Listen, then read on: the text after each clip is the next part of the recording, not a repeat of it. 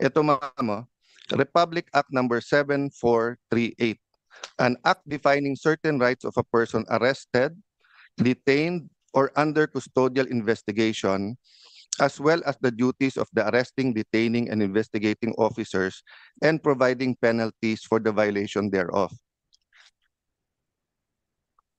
May I also,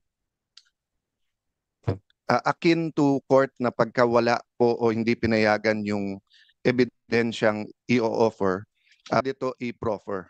No? So wala sila, pero hindi ibig sabihin hindi ko pwedeng ilagay sa record yung tanong at baka sa media nila sagutin, baka dito later on. Ang linaw po kasi dito, nakalagay po dito. Okay lang kay Senator Cayetano kasi may chronological Okay, presentation one line tayo lang. at saka si Senator Bato gustong pag-usapan din yung arresto. Sige ma'am. I'll leave just this one line lang para lang hindi mabitin yung train of thought, no.